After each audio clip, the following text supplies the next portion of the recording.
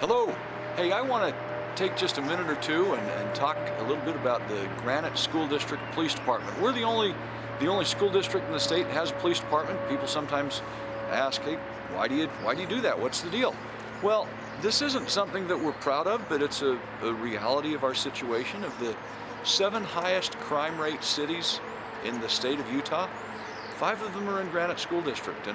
And as we interface with all of our allied agencies, with the different cities and county that we serve, we find that things that are real priorities in schools aren't necessarily real priorities to the folks who have to serve in other directions. For example, a non-custodial parent who's causing some fuss, and sometimes they cause a lot of fuss. Those of you in schools know what I'm talking about. That can be really disruptive to a school.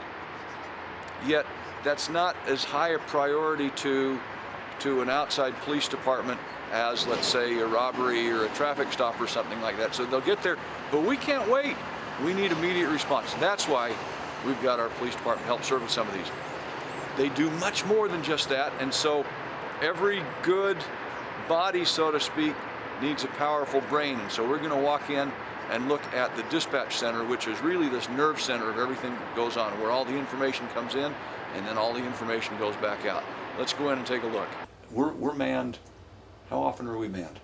24/7, 365. That's great. So Yeah. the phone rings any one of those times, and what happens? We try to answer as quickly as possible. Okay. Typically during the day, there's Monday through Friday, there's 2 or 3 of us here. But we try to answer it within 10 seconds. And if it's an issue with the student that's out of control, we'll keep a teacher or the principal on the phone.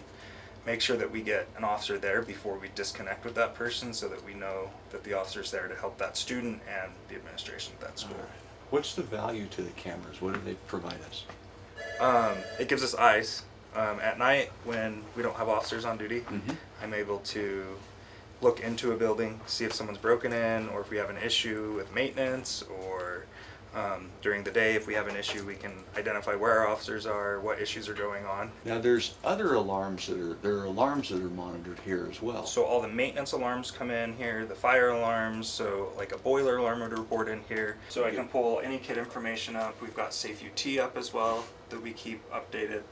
So anytime a Safe UT tip reports in, we see it immediately, and we can make sure we get the proper response taken care Well, of. that's been huge, because I've heard from some school districts, they get the Safe UT tips and they don't know what to do with them. So Yeah, we get to vet we them get- here and yeah. say, We can all right, decide what response we need. this one, or- we need this buddy to respond there, we need somebody to respond. So this center is then, there's the safety portion, obviously, for the dispatching the calls back and forth. Correct. But you're really monitoring all of the systems, or many systems, so that school can be up and running and functioning regardless of, Yeah. this isn't necessarily a crime thing. It's, we've got to have schools that Function. are safe Yeah. and functional. Yes.